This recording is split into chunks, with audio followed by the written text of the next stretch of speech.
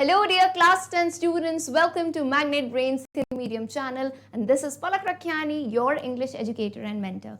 My dear class 10 students, I hope you all are doing fit and fine, सब बहुत ही बढ़िया होंगे and ready हैं आज के इस सेशन के लिए जिसमें हम डिस्कस करेंगे हमारी क्लास 10th की बुक फर्स्ट फ्लाइट की एक न्यू पोएम जिसका नाम है how to tell wild animals. बहुत ही इंटरेस्टिंग कविता है ये and as you can see from the title itself यहाँ पे लिखा है मैम वाइल्ड एनिमल्स के बारे में।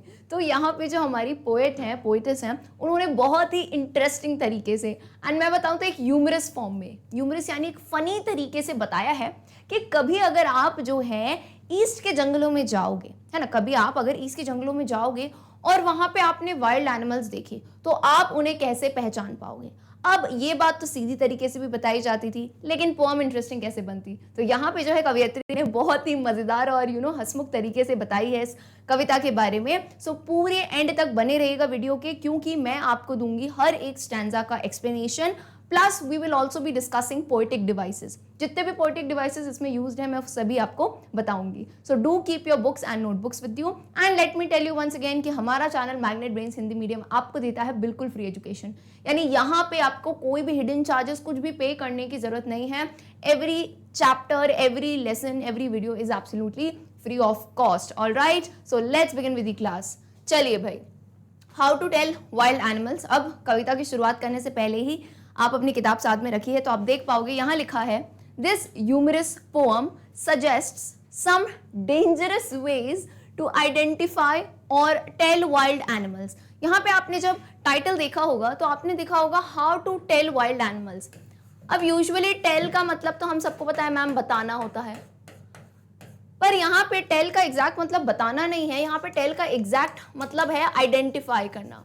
What is the meaning of identify, यानी पहचानना। How to tell wild animals से कवियत्री कहना चाहती हैं कि कैसे आप जो है वाइल्ड एनिमल्स कौन, जो जंगलों में रहते हैं, राइट, उन्हें आप कैसे पहचान सकते हो। और कैसी पोएम है, ह्यूमरस, ह्यूमरस यानी हंसी मजाक तरीके से यहाँ पे उन्होंने बताया है। ऑलराइट, सो पोएटिस का नाम है, फीमेल पोएट है, कवियत्री है, इसलिए पोएटिस लिखा है कैरोलिन वेल्स। इनका नाम आप बहुत ही अच्छे से याद रखेंगे। चलिए, read it aloud keeping to a strong and regular rhythm. अब आपको इंस्ट्रक्शन भी दे दिए गए हैं कि आप जब पढ़ेंगे मेरे साथ पढ़ेंगे रीड इट अलाउड। अलाउड का मतलब क्या होता है, जोर से बोल बोल के। कुछ लोग होता है ना मन ही मन पढ़ते हैं, तो यहाँ कहते हैं रीड इट अलाउड, जोर से बोल बोल के कविता को पढ़े, स्ट्रॉन्ग एंड रेगुलर रिदम, और एक रिदमिक फॉर्म में से हम पढ़ेंगे।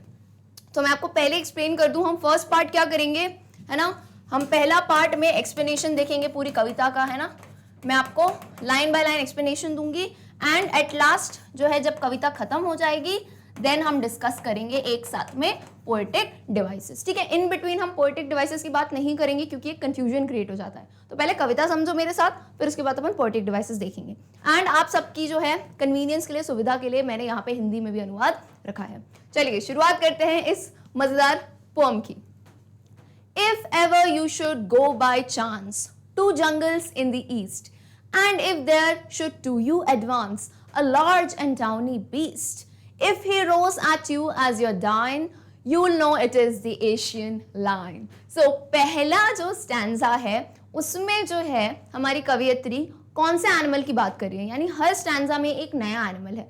सो which is the first animal, first animal is Asiatic lion. अब यहाँ पे एशियाटिक लायन, एशिया वर्ड आपको सुनाई दे रहा है भाई, तो क्लियरली बात हो रही है जो हमारी पोएटेस हैं वर्ल्ड के ईस्ट साइड में बात कर रही है। आपने वर्ल्ड मैप अगर देखा हो तो आपको पता है कि इस साइड में, है ना, जैसे आपको डायरेक्शंस पता है नॉर्थ, साउथ, ईस्ट, वेस्ट, तो वर्ल्ड मैप में अगर देखें तो इस साइड ईस्ट साइड में क्या आता है, हमारा एशिया, है ना, एशिया के अंदर इंडिया है तो एशिया इस साइड आता है। तो तभी यहाँ पे कवियत्री कहती हैं, एक एक लाइन से समझते हैं, if ever you should go by chance, कि अगर बाय चांस जीवन में ऐसा कभी मौका मिले कि आपको कोई ट्रिप लेनी है, आप कहीं घूमने जाते हो, तो बाय चांस, है ना, कभी ऐसा मौका मिले आपको कभी, to jungles in the east, east में जो है पूर्व की दिशा में अगर आपको जंगल में जाने को मिले, ठीक है, मान लो आप जंगल में पहुंच गए, and if there should to you advance. अब यहाँ पे ये सेंटेंस जो है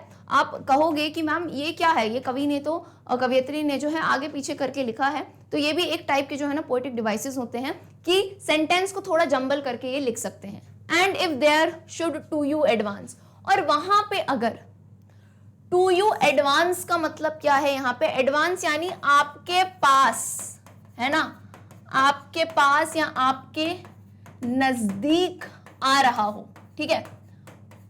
कवियत्री कहती हैं कि अगर आप बाय चांस ईस्ट के जंगलों में चले गए और वहां पे आपने देखा कि आपके पास आ रहा है कदम बढ़ाते बढ़ाते a large and tawny beast, एक बहुत ही विशाल, लार्ज यानी विशाल और टॉनी वर्ड का मतलब होता है स्किन का एक कलर है, ये colour like you know yellowish या ऑरेंजिश ब्राउन कलर, है ना। तो टॉनी का मतलब होता है येलोइश ब्राउन कलर। अ टॉनी बीस्ट का मतलब क्या होता है, एक बहुत ही विशाल सा कोई जानवर हुआ या फिर यू नो राक्षस टाइप का। बीस्ट किसे कहते हैं हम, जानवर जो होता है। तो अगर आपके सामने एक बहुत ही विशाल और एक टॉनी यानी येलोइश ब्राउन कलर का बीस्ट जानवर आ रहा हो, ठीक है। अब बहुत ही फनी बात कही है, if he roars at you as you are dying, और अगर वो आपके ऊपर रोर करता है, रोर समझ आता है ना, शेर क्या करता है, रोर, दहाड़ता है, बहुत जोर से आवाज निकालता है, at you as you are dying, और यहां पे कहा है वो आप पे ऐसे दहाड़ मारता है कि मतलब मान लो आप बस आपकी जान जा ही चुकी है। तो ये फनी क्यों है, क्योंकि आपको पता है आपकी जान चली जाएगी, तो अब आप बैठ के पहचानोगे जान चली गई और उसके बाद आप कह रहे हो अरे ये तो एशियाटिक लायन था। तो यहाँ फनी तरीके से बताना चाह रही है वो कि लायन जैसे है ना जंगल का राजा कहा जाता है, तो वो कितना खतरनाक है। एंड ऐसे ही उसे राजा नहीं कहते, क्योंकि मैं आपको ऑनेस्टली बताऊं, आप कभी ना टीवी वगैरह में भी ना लायन की रोर करने की आवाज सुनोगे ना, वो इतनी यू नो शॉकिंग लगती है, दिल एकदम ना सहम जाता है। एंड किसी ने अगर कभी ऐसे वाइल्ड लाइफ सफारीज में गए हो एंड आपने कभी लायन को ऐसे दहाड़ते हुए सुना हो, सो बहुत ही टेरिफिक एक्सपीरियंस होता है ये। तो यहाँ पे वही कहती है कवित्री बहुत ही मजाकिया तरीके से, if he roars at you as your dying, और उसने ऐसे दहाड़ा और बस आपको लग रहा है कि अब मैं गया, है ना, अब मैं मर गया, तो समझ जाना वो कौन सा जानवर है, वो है एशियाटिक लायन, एशियाई शेर है। तो पहला जानवर आइडेंटिफाई कर लिया। क्या क्या बताया है, आपको ये चीजें याद रखनी है, क्योंकि आपसे सवाल ऐसे ही पूछे जा सकते हैं कि कवियत्री ने एशियाटिक लायन को आइडेंटिफाई करने के लिए क्या क्या बताया। सो यू कैन टेल कि अगर आप जंगलों में जाओ ईस्ट के और वहां आपके पास जो है एक लार्ज टॉनी बीस्ट आए जो कि आप पे रोर करे और बस आप यू नो मर ही गए हो, तो समझ जाना वो एशियन शेर है। ठीक है, आई होप आपको बात क्लियर हुई होगी। अच्छा, एक चीज और, ये डाइन वर्ड एक्चुअली पूरा स्पेलिंग होता है इसका डाइंग, है ना, मर रहे हो, लेकिन कवियत्री ने, है ना, जानबूझ के इसको ऐसे क्यों लिखा है, क्योंकि ये चाहती थी ये वर्ड जो है लायन के साथ राइम हो, ये एक राइम स्कीम बनाना चाहती थी। तो ये जो कवियत्री होते हैं ना, राइटर्स होते हैं, इनके पास एक लाइसेंस होता है, इस टाइप के पोएटिक डिवाइस को कहते हैं पोएटिक लाइसेंस, उसको बाद में समझाऊंगी, कि यहाँ पे वो वर्ड को चेंज तोड़ मड़ोड़ सकती हैं। तुम बोलोगे मैम अगर हम अपने आंसर में ऐसे वर्ड्स लिख दें तो हमारे तो मार्क्स कट जाते हैं, क्योंकि आप पोएट नहीं है ना। इनको लाइसेंस मिला होता है कि आप अपनी कविता में राइम बनाने के लिए शब्दों को थोड़ा ऊपर नीचे इनकी स्पेलिंग्स चेंज कर सकते हैं। तो डायन से लायन क्या हो रहा है, राइम हो रहा है। ठीक है, चलिए आइए फटाफट से हिंदी में जो है इसका अनुवाद पढ़ते हैं। यहां कवियत्री एशियाई शेर के विषय में बात कर रही हैं। संयोग से अगर आपको कभी पूर्व के जंगलों में जाना हो और यहां पर एक लंबा, तथा लंबा यानी विशाल कह सकते हो बेसिकली, और भूरे पीले रंग का जानवर आपकी ओर आगे बढ़े, वहां आप पर इस प्रकार दहाड़े कि आप मरने वाले हो, तो आप जो है जान जाइएगा कि ये एक एशियन शेर है। ऑलराइट, आई होप फर्स्ट अगर एनिमल क्लियर है, so let us move on to the next stanza. Next stanza says, or if sometime when roaming round a noble wild beast greets you with black stripes on a yellow ground, just notice if he eats you. This simple rule may help you learn the Bengal tiger to discern. So आइए अब दूसरे जो है stanza में clear हो रहा है, ma'am बात हो रही है हमारे बंगाल के शेर की, द बंगाल टाइगर। अब बंगाल टाइगर के लिए क्या कहा है, ये तो और भी फनी है, देखो।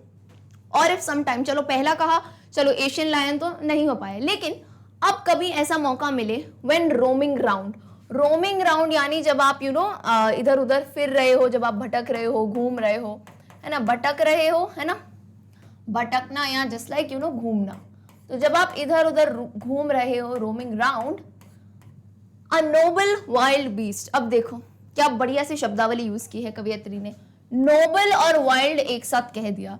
अब नोबल का मतलब क्या होता है? नोबल का मतलब होता है रॉयल, है ना। नोबल यानी कोई चीज जो बहुत ही शानदार हो, बहुत ही रॉयल हो, है ना, राजघराने जैसी रॉयल। और रॉयल चीजें क्या होती हैं? बहुत ही शांत होती हैं, जंगली टाइप की थोड़ी ना होती है। अब मान लो कोई रॉयल हाउस का है, किंग है, तो वो कैसे शांत और एकदम उसकी पर्सनालिटी होगी अपनी। तो यहाँ पे कहा है नोबल, रॉयल, लेकिन कैसा? वाइल्ड बीस्ट, जंगली जानवर आपसे मिलने आए। तो कितनी आयरनी है यहाँ पे, इन्होंने इतने मजेदार तरीके से शेर के लिए कहा है अ नोबल वाइल्ड बीस्ट, यानी एक रॉयल लेकिन जंगली जानवर अगर आपको ग्रीट करे। ग्रीट करे का मतलब क्या होता है? अगर आपका स्वागत करे, हेलो करे आपको, है ना। With black stripes on a yellow ground. अब यहाँ पे ग्राउंड वर्ड का मतलब जमीन से नहीं है ना। इस बात को ध्यान से समझना, बहुत कंफ्यूजन आता है स्टूडेंट्स को पोम में, क्योंकि कवि जो है अलग अलग वर्ड्स यूज कर लेते हैं, है ना, मेटाफर यूज कर लेते हैं, तुलना करते हैं। यहाँ पे ग्राउंड का मतलब जमीन से नहीं है, ग्राउंड का मतलब बेसिकली बैकग्राउंड। बैकग्राउंड का मतलब क्या? ये जो टाइगर का बैकग्राउंड, यानी इसकी जो पूरा शरीर है, इसका बॉडी है या इसकी स्किन है ना, बॉडी और स्किन। तो कहा है कि येलो बैकग्राउंड। तो आपको पता है टाइगर का आपको बॉडी का कलर दिख रहा है, येलोइश कलर है। तो बोले येलो बॉडी पे, है ना, ग्राउंड पे, यानी जो येलो बैकग्राउंड है, इस पे कैसे कलर की स्ट्राइप से, कैसे कलर की धारें हैं? ब्लैक कलर की। ये धार आपको दिख रही है ना टाइगर की, तो ब्लैक कलर की। So with black stripes on a yellow ground. So here ground means the background, यानी the body of the tiger. और इस पे आपको क्या दिखेंगे? काले काले कलर के जो है धारियां दिखेंगी, ठीक है। Just notice if he eats you. और ये तो आ जाती है यहाँ पे आयरनी, बहुत ही यहाँ पे ह्यूमरस फॉर्म आता है, यहाँ पे कवियत्री बहुत ही फनी टर्न कर देती हैं। वो कहती हैं जस्ट नोटिस, और ध्यान देना, मतलब तुम कैसे पहचान पाओगे? इफ ही ईट्स यू, और अगर वो तुम्हें खा जाता है। अब जाहिर सी बात है, अगर शेर तुम्हें खा जाएगा तो तुम जिंदा ही नहीं बचोगे उसे पहचानने के लिए। लेकिन मजेदार बात से कहती है कि वो इतना खौफनाक है, इतना डरावना है कि वो अगर तुम्हें खा जाए तो ये सिंपल रूल से आप समझ जाओगे कि अगर वो मुझे खा गया तो वो कौन है। The simple rule may help you learn the Bengal tiger to discern. Discern का मतलब होता है आइडेंटिफाई करना, है ना। आप पहचान जाओ, है ना, आइडेंटिफाई कर लो या पहचान जाना कि वो कौन है, वो बंगाल का टाइगर है। तो दूसरा एनिमल क्लियर हुआ सभी को, क्या क्या है बंगाल टाइगर के लिए। कि कभी आप भटक रहे हो, आपको एक नोबल वाइल्ड बीस्ट आपसे मिलने आए, आपको ग्रीट करे, और उसके जो है येलो बॉडी पे ब्लैक स्ट्राइप्स हो। और ये नोटिस भी करिएगा, अगर वो आपको खा जाता है तो सिंपली समझ जाइएगा कि ये कौन है, ये बंगाल का शेर है। तो आइए जो है हम जल्दी से अनुवाद देखते हैं। यहाँ कवियत्री बंगाल के बाघ के विषय में बात कर रही हैं। यदि किसी समय भटकते हुए व्यक्ति का सामना एक शाही जंगली जानवर से हो जाए जिसके पीले शरीर पर काली धारियां हो, तो केवल ये ध्यान रखिएगा कि कहीं वो आपको खा ना जाए, है ना। मतलब ध्यान देना कि अगर वो आपको खा ना जाए, और अगर खा जाए, है ना, और उसका ये भाव है, ये सरल नियम है जो आपको यह जानने में मदद करेगा कि ये बंगाल का बाघ है। Alright, I hope second animal clear है। कौन हुआ second animal? The Bengal tiger. अब इंटरेस्टिंगली आते हैं हमारे थर्ड एनिमल पे। थर्ड एनिमल में पढ़ते हैं क्या है? If strolling forth a beast you view whose hide with spots is peppered as soon as he has leapt on you, you will know it is the leopard. 'Twill do no good to roar with pain, he'll only lap and lap again. अब यहाँ पे काफी सारे words हैं जो अलग तरीके से यूज किए गए हैं, तो ध्यान से सुनिएगा। क्लियरली दिख रहा है मैम, तीसरा एनिमल कौन है? लेपर्ड है ना। ये एनिमल्स में बच्चों को यूजुअली कंफ्यूजन होता है, एक तो शेर हो गया, एक बाघ हो गया और एक तेंदुआ हो गया। यहाँ पे तेंदुए की बात हो रही है, ठीक है। इफ स्ट्रोलिंग फोर्थ, अब स्ट्रोलिंग फोर्थ का मतलब क्या होता है? स्ट्रोलिंग का मतलब होता है इधर उधर, है ना। अब आप फिर से इधर उधर कहीं भटकने लगे। फोर्थ का ये FOURTH वाला फोर्थ नहीं है, चौथा वाला फोर्थ नहीं है। FORTH फोर्थ का मतलब होता है कि अगर आगे टहलते हुए, स्ट्रोलिंग फोर्थ का बेसिकली मतलब है अगर आगे, मतलब आप और आगे टहल रहे हैं, जंगल में इंसान और क्या करेगा, है ना। तो और आगे टहलते हुए अ बीस्ट व्यू, फिर से आपको एक जानवर दिखता है, ठीक है। whose hide with spots is peppered. अब अगेन यहाँ पे जैसे पीछे टाइगर में टाइगर की स्किन को किससे दर्शाया गया था? किस वर्ड से? ग्राउंड वर्ड से। तो यहाँ पे तेंदुए की, लेपर्ड की स्किन को हाइड वर्ड से बताया गया है। यहाँ पे हाइड किसके लिए कहा गया है? लेपर्ड्स, तेंदुए की चमड़ी को, है ना, उसकी बॉडी को, उसकी स्किन को।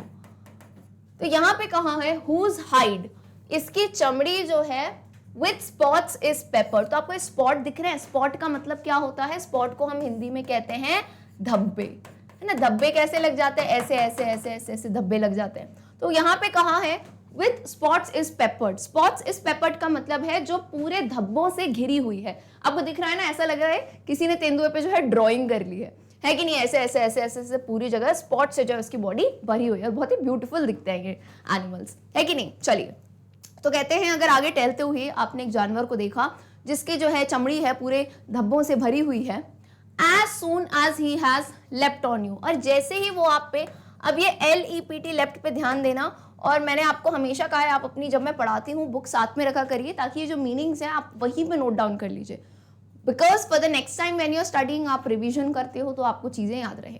तो LEPT लेफ्ट बेसिकली ये अलग स्पेलिंग यूज की गई है, एक्चुअल स्पेलिंग होती है LEAPT, लेकिन मैंने आपको बताया था ना पोएट के पास क्या होता है, उसके पास लाइसेंस होता है, तो वो अपने मन से जो है स्पेलिंग को थोड़ा बहुत चेंज कर सकता है। तो LEAPT लेफ्ट, इसका मतलब क्या होता है, झपटना, है ना। तो फिर से फनी बात आई, कहती है कि तुम्हें तेंदुआ दिखा, है ना, अगर एक जानवर दिखा ऐसे स्पॉट्स वाला, और अगर वो तुम पे एकदम से झपटता है, भाई झपट्टा मार लिया खत्म हो गए तुम, लेकिन यहाँ कवियत्री मजाक में कह रही है, अगर वो तुम पे झपट्टा मारता है तो समझ जाना वो कौन है, वो एक लेपर्ड है, यानी वो एक तेंदुआ है। फिर कहती हैं, ये दो लाइन समझना ध्यान से, twill do no good to roar with pen, he will only लेप एंड लेप अगेन। ये ट्विल वर्ड कोई नया वर्ड नहीं है कि मैम ट्विल कहाँ से आया। ट्विल बेसिकली यहाँ पे आपको ऐसा दिख रहा है, तो ट्विल का मतलब फुल वर्ड है ये देयर विल, है ना। Twill is basically there will, okay. ये वर्ड कोई नया वर्ड नहीं है, ये देयर विल को शॉर्ट करके लिखा है यहाँ पे, ठीक है। So there will do no good to roar with pain. और यहाँ पे कवियत्री और कहती है मजाकिया तरीके से कि अगर आपको, मतलब आप पे झपट गया और अगर आप दर्द से रो रहे हो, टू रोर विथ पेन का मतलब क्या होता है, रोर का बेसिकली मतलब होता है जोर से, रोना, है ना, रोने की आवाज निकालना, जोर से चीखना। तो अगर आप दर्द से रो भी रहे हो, उसने आप पे झपट्टा मारा, आप दर्द से रो रहे हो, कोई फायदा नहीं है, क्या करेगा उल्टा वो तेंदुआ, ही विल ओनली लेप एंड लेप अगेन। ये लेप वर्ड अगेन मैं आपको बता दूं, LEP लेप क्या है एक्चुअल में, दिस इज LEAP लीप, है ना, झपट्टा मारेगा। वो क्या करेगा, आप अगर और रोगे तो वहां पे और झपट्टा मारेगा और फिर से झपट्टा मारेगा, है ना, आपको पूरा खा जाएगा, राइट, ठीक है। तो अगर ऐसा हुआ तो आप समझ जाना वो कौन है, वो लेपर्ड है या तेंदुआ है। क्लियर है बिल्कुल। चलिए आइए अनुवाद देखते हैं। यहाँ कवियत्री तेंदुए के विषय में बात कर रही हैं। यदि आगे टहलते हुए किसी को एक ऐसा जानवर दिखाई दे जिसकी खाल जो है यानी स्किन जो है धब्बों से ढकी हुई हो और यह तेजी से छलांग लगाए, तो वो जानवर अवश्य ही एक तेंदुआ होगा। एंड दर्द से चीखने से कोई लाभ नहीं होगा क्योंकि तेंदुआ बार बार आप पे झपटता या उछलता ही रहेगा। Alright, so third animal clear है, लेपर्ड। अब आते हैं इंटरेस्टिंगली हमारे फोर्थ एनिमल पे। फोर्थ एनिमल बहुत ही मजेदार है। If when you are walking round your yard you meet a creature there who hugs you very very hard, be sure it is a bear. If you have any doubts, I guess he'll give you just one more caress. अब यहाँ पे clear हो रहा है ma'am beer की बात हो रही है, भालू की बात हो रही है जो कि पिक्चर में दिख रहा है। अब आगे वो कहती हैं if when you are walking round your yard, और कभी आप अपने यार्ड में, यार्ड का बेसिकली मतलब होता है कभी आप अपने जो है वहीं पे आंगन में टहल रहे हो। वॉकिंग राउंड का मतलब होता है टहलना, है ना। You meet a creature there, और वहां पे बाय चांस हो गया कि आपको वहां पे कोई एक क्रीचर, क्रीचर का मतलब क्या होता है, वहां पे आपको एक प्राणी मिल गया, ठीक है, वहां पे आपको एक प्राणी मिल गया। Who hugs you very very hard. Now this is the irony. Irony का मतलब क्या होता है कि एक्चुअल में आप किसी बात को कहना चाह रहे हो, है ना, आपने कुछ बात की लेकिन बात उससे टोटली ऑपोजिट होती है ना, फनी तरीके से आप कहते हो। जैसे आयरनी का मैं सबसे आसान एग्जांपल देती हूँ कि किसी दिन आप जो है ना बहुत देर से उठे, 11-12 बजे उठे हो, आप उठ के रूम में गए तो मम्मी क्या कहती हैं, अरे वाह इतनी जल्दी क्यों उठ गए, थोड़ी देर और सो जाते, है ना। तो ये क्या है, मम्मी ने सही बात कही। मम्मी एक्चुअल में क्या कहना चाहती थी, तुम कितना देर से उठे हो, लेकिन उन्होंने एक आयरनी के फॉर्म में कहा कि अरे बड़ी जल्दी उठ गए आज तो आयरनी इज दिस ओनली। सो यहाँ पे मैम क्या आयरनी है समझो यहाँ पे who hugs you very very hard. अब तुम एक बात बताओ, तुम जा रहे हो, बियर तुम्हारी झप्पी लेगा? हैं, आओ आओ भाई गले मिलते हैं। तो यहाँ पे हग्स यू का मतलब है कि वो तुम्हें जो है ना अपने अंदर दबोच लेगा, क्योंकि तुम्हें पता है बियर जो है कितना विशाल होता है, कितना लार्ज होता है और कितना हैरी होता है, राइट। तो आपको जब हक करेगा ना तो बस आप, है ना, फिर तो सोच ही लो, है ना। तो यहाँ पे कवियत्री कहती है be sure it is a bear, और अगर वो झप्पी आपने ले ली तो समझ जाओ वो क्या है, एक भालू है। If you have any doubts I guess, और फिर भी मतलब वो आपने, उसने आपको झप्पी दी, फिर भी आपको जो है ना फिर भी डाउट होने लगे, डाउट यानी आपको फिर भी शंका होए कि यार ये कौन सा एनिमल है, अभी भी समझ नहीं आ रहा है, ही will give you just one more caress. तो वो क्या करेगा, वो फिर से जो है आपको एक कैरेस, कैरेस का मतलब क्या होता है, कैरेस का मतलब होता है कि कोई भी प्यार से स्पर्श करना, प्यार से स्पर्श करना, अ लवली टच, और जैसे आप किसी को ऐसे ऐसे चीक्स पे करते हो या ऐसे करते हो। तो यहाँ पे give you one more caress, again ये आयरनी है ना। वन मोर कैरेस यानी बियर तुमको एक चाटा लगाएगा वहीं पे और तुम समझ जाओगे कि एक्चुअल में कौन है, भालू है, ठीक है। तो कैरेस वर्ड यहाँ पे आयरनी की तरह यूज किया गया है कि प्यार भरा स्पर्श कुछ नहीं होगा यहाँ पे, है ना, बोला है प्यार भरा स्पर्श, लेकिन भालू तुम्हें क्या करेगा, एक मुक्का मारेगा वहीं पे और तुम ढेर हो जाओगे, ठीक है। तो समझ जाना अब कि वो क्या है, एक भालू है, ठीक है। चलिए भाई, बहुत ही बढ़िया। तो आते हैं अनुवाद देखते हैं। यहाँ कवियत्री भालू के विषय में बात कर रही हैं। यदि जब आप अपने आंगन के आसपास घूम रहे हो और आपको एक प्राणी मिल जाता है जो आपसे बहुत जोर से गले लगता है, तो विश्वास कीजिए कि यह एक भालू है। और यदि आपको कोई संदेह हो या कोई शंका हो, है ना, तो यह अनुमान है कि वह आपको फिर से एक बार प्यार से स्पर्श करेगा। ऑलराइट, तो ये प्यार से स्पर्श और ये हग, आप समझ रहे हो ना, ये आयरनी है। ये कवियत्री कहना चाह रही है कि वो आपको जो है ना बिल्कुल ही जमीन पे लिटा देगा, है ना, एक थप्पड़ लगाएगा या घूसा लगाएगा और आप ढेर हो जाओगे। ऑलराइट, सो ये एनिमल क्या था, बियर। नेक्स्ट आते हैं एक और इंटरेस्टिंग एनिमल पे। आई होप सबको बहुत मजा आ रहा होगा, क्योंकि ये कुछ पोएम्स होती है ना जो बहुत ही ज्यादा फनी वे में होती है, तो इनको पढ़ने में भी अलग मजा आता है। चलिए, अब अगला एनिमल एक नहीं है, दो एनिमल साथ में दिए हैं यहाँ पे, आइए देखते हैं। Though to distinguish beasts of prey, a novice might nonplus. The crocodile you always may tell from the hyena thus.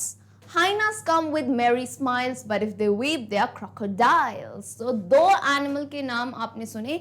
एक तो आपने नाम सुना हाइना, हाइना जिसे हिंदी में लकड़बग्घा भी कहते हैं, and crocodile as you know मगरमच्छ, ठीक है। तो अब बोला है, यहाँ पे थोड़ा अलग टर्न लेके आई है कवियत्री। उन्होंने कहा अगर ऐसा कभी होता है ना, हम दो एनिमल्स के बीच में डिफरेंशिएट नहीं कर पाते हैं ना, हम जो है डिफरेंस नहीं समझ पाते, अंतर नहीं बता पाते, तो कहा though to distinguish beasts of prey. और बीस्ट्स ऑफ प्रे यानी प्रे का मतलब आप समझते हो शिकार, तो ऐसे जानवर जो शिकार करते हैं। एक नोविस, अब नोविस क्या होता है, नोविस बेसिकली होता है एक नौसिखिया जिसे कहते हैं, है ना, जो नया नया आया है, जिसको ज्यादा नॉलेज नहीं है ना, someone who is very new to something. तो नया नया आया है, he might nonplus, nonplus यानी वो गलती कर बैठ सकता है। यानी यहाँ पे बेसिकली कहा जा रहा है ऐसा इंसान जिसे जानवरों के बारे में ज्यादा नॉलेज नहीं है। तो इनके बीच में फर्क करने में, है ना, though to distinguish beasts of prey, a novice might nonplus, एक नया इंसान, एक नौसिखिया जिसको नॉलेज नहीं है, ही माइट नॉन प्लस यानी वो गलती कर बैठ सकता है इनके बीच में अंतर बताने में। The crocodile you always may tell from the hyena thus. और यहाँ कहा है कि आप जो है एक मगरमच्छ को, the crocodile you always may tell from the hyena thus, एक मगरमच्छ को हाइना से कैसे आप डिफरेंशिएट कर सकते हो, क्या तुलना कर सकते हो, उसके लिए आपको बस एक छोटा सा एग्जांपल दिया है। क्या कहा है, हाइनास कम विद मेरी स्माइल। अगर आप एक लकड़बग्घे को देखोगे तो वो एक मेरी स्माइल, मेरी स्माइल का मतलब क्या है, आपको वो मुस्कुराते हुए दिखेगा हाइना, है ना। एक मजेदार बात है, वैसे अलग से मुस्कुराते नहीं है, बट एक फेस होता है ना, आपको फेशियल एक्सप्रेशन ऐसे दिखेगा, ऐसे बैठा हुआ है यूं मुस्कुराते हुए, है ना। तो हाइनास कम विद मेरी smile but if they weep, लेकिन अगर आपको लगे कि वो वीप कर रहा है, वीप का मतलब क्या होता है, रो रहा है, आंसू बहा रहा है, तो क्या समझ जाना वो कौन है, मगरमच्छ। अरे मगरमच्छ के आंसू सुना है, क्रोकोडाइल टीयर्स। तो कहा है अगर वो रोते हुए दिख जाए तो क्या समझिएगा, वो एक मगरमच्छ है। क्लियर है, ये दोनों चीजें जो हैं, स्माइल्स और आंसू, इन दोनों से आप हाइना और क्रोकोडाइल के बीच में डिफरेंशिएट कर सकते हैं। बात क्लियर हुई। चलिए आइए अनुवाद देखते हैं। यहां कवियत्री लकड़बग्घा और मगरमच्छ के बीच अंतर स्पष्ट कर रही हैं। जिस व्यक्ति को जानवरों के विषय में अधिक ज्ञात नहीं है, यानी नोवाइस जिसे हमने कहा, जिसे नॉलेज नहीं है, वह उन्हें पहचानने में गलती कर सकता है। तो नॉन प्लस एक्चुअली पूरा वर्ड होता है नॉन प्लस्ड, है ना, ये पूरा वर्ड होता है। यहाँ कवि ने फिर से इसको आधा यूज किया है, नॉन प्लस्ड, यानी वो इनको पहचानने में गलती कर सकता है। लेकिन ऐसे व्यक्ति भी लकड़बग्घे और मगरमच्छ को पहचान तथा उनमें अंतर सरलता कर सकते हैं। लेकिन हम कैसे जो है सरलता से डिफरेंस बता सकते हैं, तो बताया है कवियत्री ने। ऐसा इसलिए है क्योंकि लकड़बग्घे हमेशा पहले से ही मुस्कुराते हुए दिखाई देते हैं और मगरमच्छ हमेशा आंसू बहाते हुए दिखाई देते हैं, जिसे हम क्रोकोडाइल टीयर्स या मगरमच्छ के आंसू भी कहते हैं। ओके, सो नेक्स्ट समझ आया, दो एनिमल्स की बात कर ली हमने, हाइना एंड क्रोकोडाइल। अब हम आते हैं हमारे नेक्स्ट एनिमल पे, है ना। नेक्स्ट एनिमल जो कि हमारा लास्ट एनिमल है, दैट इज, दिख रहा है मैम क्लियरली, रंग बदलू, कौन है ये? गिरगिट, अ chameleon. The true chameleon is small, a lizard sort of thing. He hasn't any ears at all and not a single wing. Is there nothing on the tree? This the chameleon you see. अब देखो, अब यहाँ पे है the true chameleon, जो एक सच्चा गिरगिट होता है ना, एक प्रॉपर वास्तविक गिरगिट। ट्रू का मतलब सच्चा नहीं, बेसिकली वास्तविक जो गिरगिट होता है वो स्मॉल होता है, वो कद में बड़ा ही छोटा सा होता है। अ लिजर्ड सॉर्ट ऑफ थिंग, और किसकी तरह? एक चिपकली की तरह, क्योंकि आपको पता है कैमेलियन जो है चिपकलियों की जो है ना, आप अगर बायोलॉजी पढ़ते हो रेप्टाइल्स के अंदर आते हैं, राइट, तो चिपकली की फैमिली की मान सकते हो आप इन्हें, ठीक है। तो अ lizard sort of a thing, तो आपने अगर चिपकली देखी है ना, ये एक चिपकली जैसा ही दिखता है। He has not any ears at all. अगर आप यहाँ पे देखोगे ना क्लियरली, तो यहाँ पे कैमेलियन के कोई भी कान नहीं होते हैं। सो chameleon hasn't any ears at all. तो अगर आपको ऐसा प्राणी दिखता है जिसके कोई कान नहीं हो, and not a single wing. Wing का मतलब बेसिकली क्या होता है? पंख, और जिसका एक भी जो है ना पंख नहीं हो, ठीक है। तो कान नहीं है और पंख नहीं है। और सबसे मजेदार बात, सबसे फनी बात यहाँ पे, अब अगेन आयरनी तो आनी थी, तो आयरनी क्या आई? If there is nothing on the tree, और अगर आपको पेड़ पे कुछ भी दिखाई नहीं दे, TISS the chameleon you see. अब यहाँ पे अगेन ये टिस कोई नया वर्ड नहीं है, ये है इट इज, है ना, इसको शॉर्ट फॉर्म करके लिखा है, आप नोट डाउन कर सकते हो बुक में। It is the chameleon to you see, यानी अगर आपको पेड़ पे कुछ नहीं दिखे तो वो क्या है? एक गिरगिट है। मैम ऐसा क्यों कहा? अरे क्योंकि आपको पता है ना, गिरगिट जो है, जिस देखो अभी यहाँ पे क्लियरली कितनी जल्दी जल्दी वो अपना रंग बदल ले रहा है, यानी अगर वो ग्रीन लीफ पे चढ़ेगा कलर ग्रीन हो जाएगा, ब्राउन स्टेम पे चढ़ेगा कलर ब्राउन। तो अगर आपको पेड़ पे कुछ नहीं दिख रहा है तो समझ जाओ वहां पे कैमेलियन है, क्योंकि वो रंग बदल के वहां पे बैठा हुआ है। ऑलराइट, गिरगिट की बात समझ आई। चलिए तो यहाँ पे अनुवाद देखते हैं। यहाँ कवयित्री गिरगिट के विषय में बात कर रही है। एक वास्तविक गिरगिट एक चिपकली की भांति छोटा सा जो है जीव होता है, उसके कोई कान नहीं होते हैं तथा एक भी पंख नहीं होता है। यदि पेड़ पर कुछ नहीं है तो आप देखते हैं कि वह क्या होता है? वह एक गिरगिट होता है, ठीक है। तो आई होप लास्ट एनिमल आपको क्लियरली समझ आया होगा क्या है, ये एक गिरगिट है। ऑलराइट, तो इसके साथ एक्सप्लेनेशन तो खत्म होता है, लेकिन जैसा मैंने वादा किया था कि हम जो है अब फाइनली पोएटिक डिवाइसेस पढ़ना चालू करेंगे। उससे पहले मुझे जरूर बताना कमेंट करके कि एक्सप्लेनेशन समझ आया कि नहीं। चलिए अब आते हैं पोएटिक डिवाइसेस पे, बिगिनिंग विद नंबर 1। अब देखो मैं आपको यहाँ पे क्या करूंगी, पोएटिक डिवाइसेस के नाम लिखती जाऊंगी and I will just remind you people कि कौन सा पोएटिक डिवाइस क्या है, क्योंकि ऐसे कुछ स्टूडेंट्स होंगे जिनको नहीं पता होगा कि किस पोएटिक डिवाइस को क्या कहते हैं। तो मैं धीरे धीरे एक्सप्लेन करती जाऊंगी, समझते जाना। चलो, सबसे पहला पोएटिक डिवाइस जो हर जगह घुसाता है, यानी ऑलमोस्ट जितनी पोएम्स हमने पढ़ी है ना, इसको कोई काम नहीं कहता है मैं हर पोएम में आ जाऊंगा मैं। कौन, क्या नाम है इसका? एलिटरेशन। What is alliteration? सबको पता है। एलिटरेशन में एक ही लाइन के अंदर आसपास वाले जो वर्ड्स हैं ना, एक ही लाइन में अगर उसमें कॉन्सोनेंट साउंड रिपीट हो रहा है, इनिशियल कॉन्सोनेंट साउंड, तो वो क्या है? एक एलिटरेशन। कॉन्सोनेंट समझते हो ना बेटा, A-E-I-O-U के अलावा जो शब्द होते हैं उन्हें कॉन्सोनेंट कहते हैं। तो एक लाइन के अंदर अगर कॉन्सोनेंट साउंड रिपीट हो रहा है, so that is an alliteration. For example, इधर आ जाओ, वो में देखो, if ever you should go by chance to jungles in the east and if there should to you advance a large and tawny beast, if he roars at you as you are dying, you'll know it is the Asian lion। आगे आते हैं, देखते हैं और कहाँ दिया है, ये रहा। चलिए, और if sometime when roaming round, फिर से पढ़ो, roaming round। मुझे एक बात बताओ, R और R, र का साउंड है क्या? दोनों कॉन्सोनेंट है? हाँ, आसपास एक ही लाइन में है, बिल्कुल है, और इनिशियल वर्ड जो है इनका सेम है, र और र का साउंड आ रहा है, तो इन्हें हम किसके अंदर पुट करेंगे, एलिटरेशन।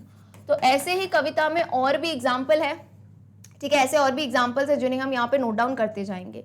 तो पहला क्या आ गया, पहला आ गया लाइन में एलिटरेशन में, अब अपन यहाँ पे नोट डाउन करते जाएंगे। आप भी चाहे तो अलग से अपनी एक नोटबुक में से नोट डाउन कर सकते हैं, ठीक है। क्या रंग लें, चलो, क्या हो गया पहला, roaming round, okay.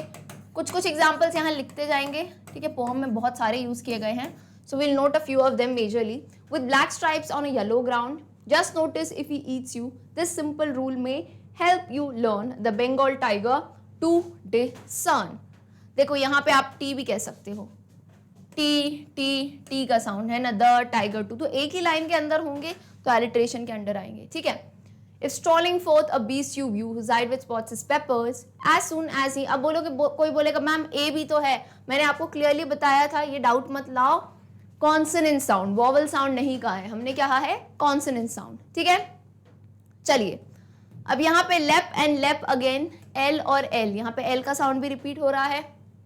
Walking round your yard, यहाँ पे य का साउंड रिपीट हो रहा है, योर यार्ड, तो योर यार्ड भी आप यहाँ पे डाल सकते हो, ठीक है, एलिट्रेशन के अंदर। और बताते जाओ ढूंढ के, जिसको मिलते जा रहे हैं फटाफट से बताओ। You meet a creature there who hugs you very very hard, ये वी का साउंड भी कह सकते हो।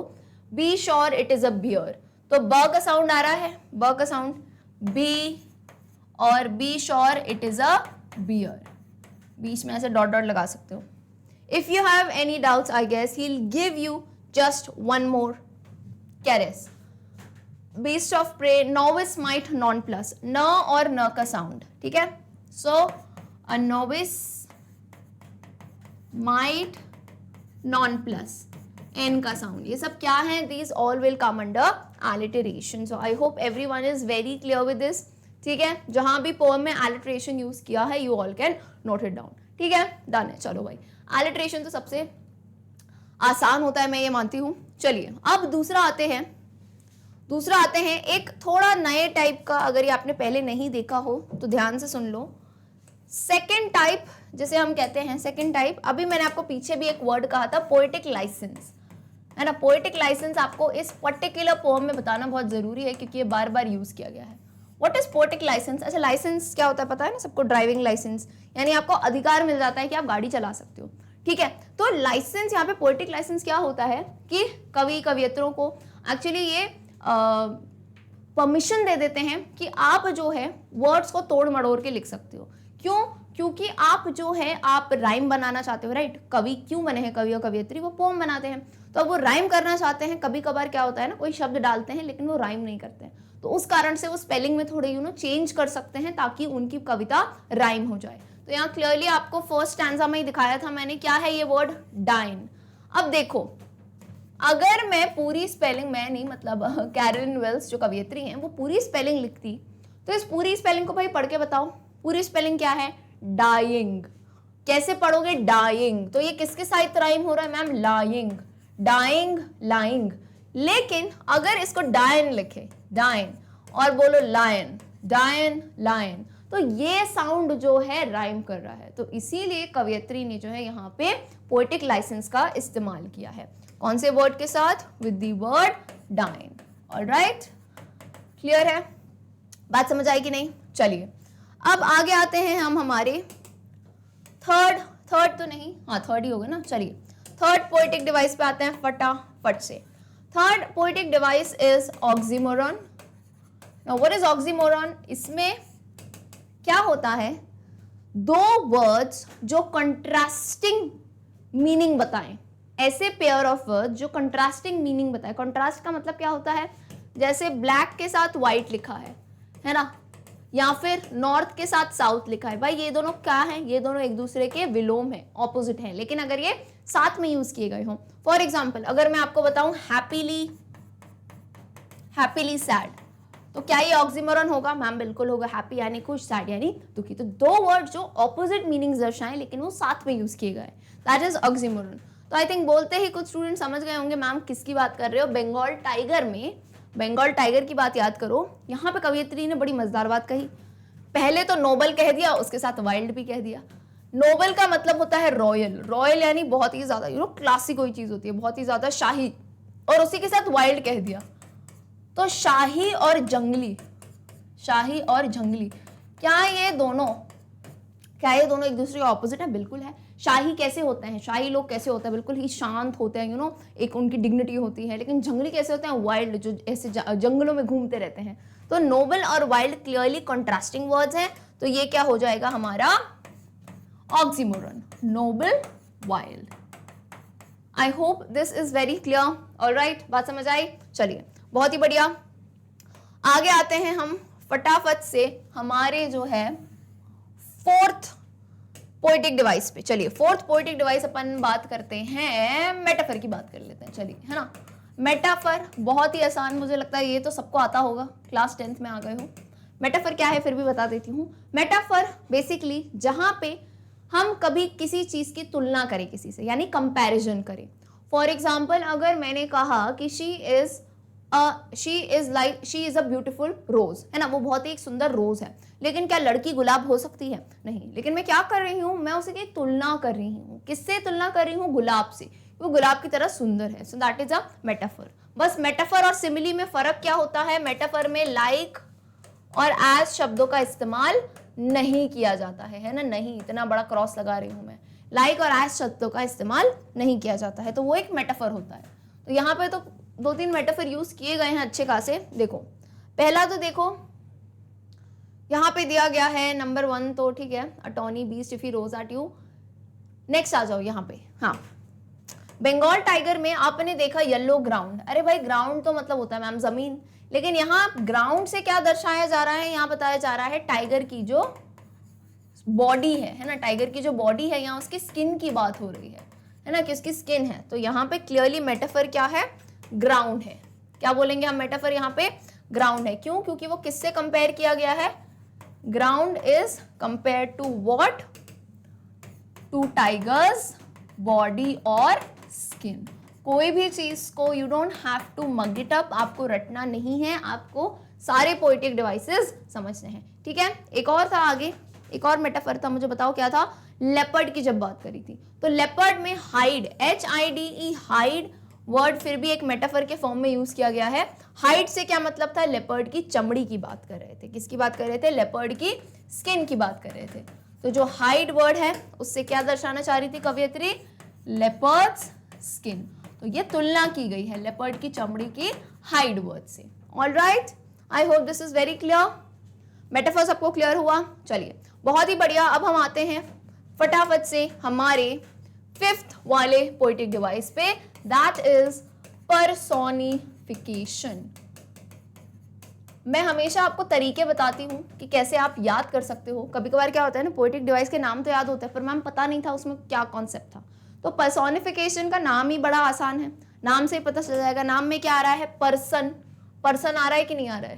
तो बेसिकली ये ऐसा पोएटिक डिवाइस है जहां पे हम इनएनिमेट चीजों को, या फिर ऐसी चीजें जो इंसान नहीं है, नॉन ह्यूमन थिंग्स हैं, चाहे वो एनिमल हो, चाहे वो कोई कबर्ड हो, चाहे वो कोई भी नॉन लिविंग थिंग हो, लेकिन नॉन ह्यूमन होनी चाहिए।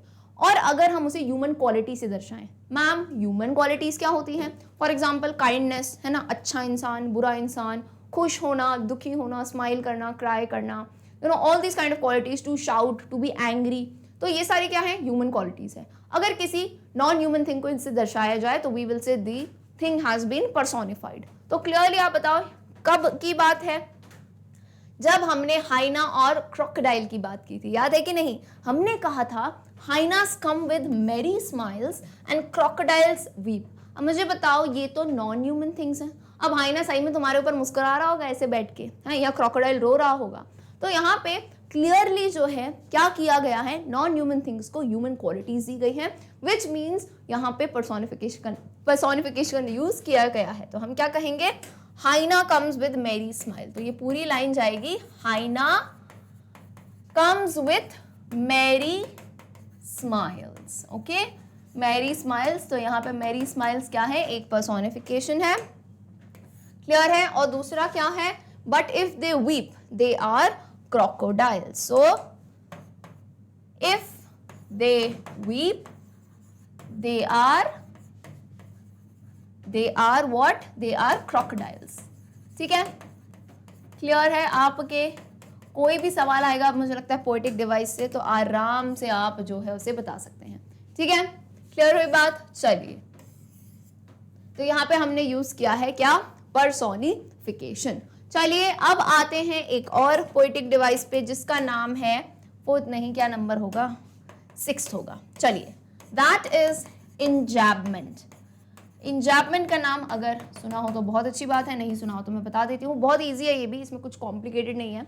इंजैबमेंट में क्या होता है, जब पोएट जो है एक बात को कहना चाहते हैं लेकिन वो बात कहते कहते, मतलब देखो कोई बात कह रहे हैं, जैसे माय नेम इज पलक, ठीक है, उसके बाद मुझे पूरा नाम कहना था लेकिन मैं दूसरी लाइन पे आ गई, पलक रखियानी एंड आई स्टडी, ये कविता लिख रही हूं मतलब मैं, मान लो, है ना, और मैं दूसरी लाइन पे आ गई without any commas, without any full stop, कुछ भी लगाए बिना, है ना, मैं बात को कंटिन्यू करे जा रही हूँ विदाउट एनी पंक्चुएशन मार्क्स। तो जहां पंक्चुएशन मार्क्स यूज नहीं किए जाए दैट इज इंजैबमेंट। एंड ऐसी काफी सारी जगह है जहां जो है पोएट ने इंजैबमेंट का यूज किया है। आइए पीछे आते हैं, पीछे आते हैं, ठीक है।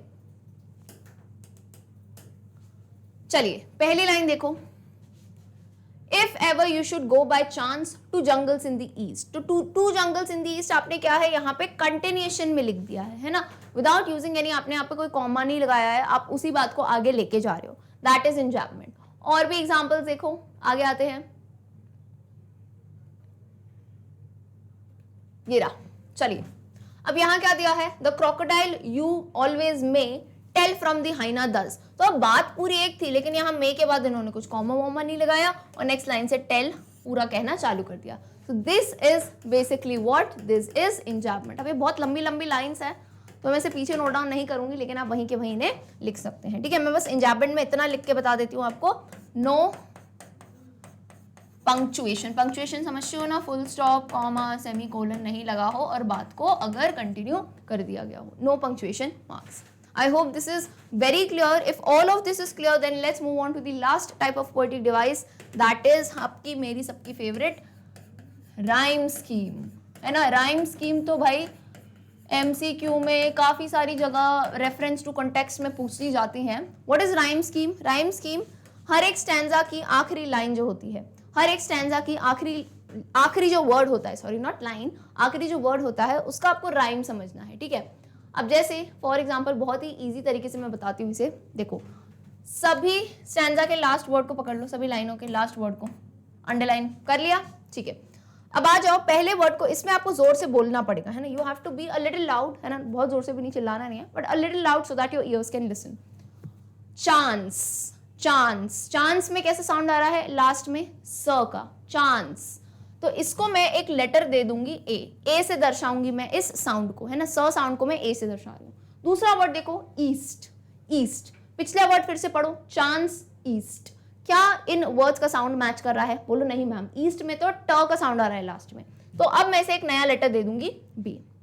तीसरा वर्ड पढ़ो एडवांस, एडवांस, फिर से पीछे वाले वर्ड पढ़ो एडवांस, चांस, ईस्ट। तो ये वर्ड किसी के साथ मैच कर रहा है मैम, बिल्कुल कर रहा है, चांस के साथ। चांस में भी स का साउंड आ रहा है, एडवांस में भी स का साउंड आ रहा है, तो अगर सेम साउंड है तो हम इसको भी किससे दर्शाएंगे, with the letter A.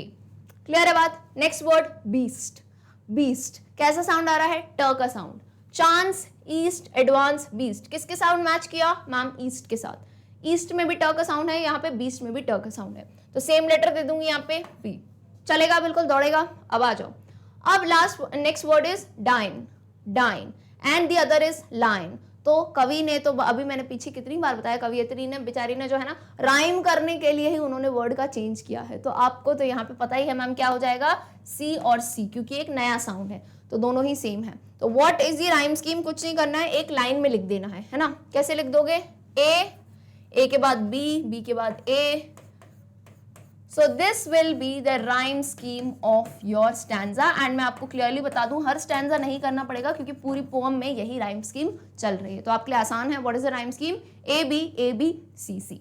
Is it clear और नॉट? उम्मीद करती हूँ आपको पूरा एक्सप्लेनेशन एंड सारे पोएटिक डिवाइस जो है समझ आए होंगे। So my dear students, with this we end this particular session for the poem How to Tell Wild Animals. If you all like the video, आपको वीडियो अच्छा लग रहा है तो लाइक करें एंड कमेंट करके अपने व्यूज बताएं ताकि हमें भी जो है मोटिवेशन मिलता रहे. Let me tell you, Magnet Brains Hindi medium एक ऐसा प्लेटफॉर्म है जहाँ पे आपको एब्सोल्यूट फ्री एजुकेशन मिलती है, क्योंकि हम मानते हैं यार फ्री एंड क्वालिटी एजुकेशन जो है ना सबको मिलनी चाहिए. So let me tell you all these courses you can access from our website. आप हमारी वेबसाइट पे www.magnetbrains.com पे जाके सारे कोर्सेज आराम से एक्सेस कर सकते हो. जो भी आपका बोर्ड है, जो भी क्लास है, जाओ सारे वीडियो लेक्चर्स हैं यहाँ पे आप जो देख सकते हैं. एंड एट लास्ट सबको पता रहता है कि नोट्स कितने ज़रूरी होते हैं एग्जाम टाइम के लिए, तो हमारे जो है बहुत ही स्पेशल और बहुत ही शानदार ई नोट्स भी आप ले सकते हैं नीचे डिस्क्रिप्शन में दी गई लिंक से. सो डियर स्टूडेंट्स, मिलते हैं हम हमारी अगली क्लास में. तब तक के लिए गुड बाय.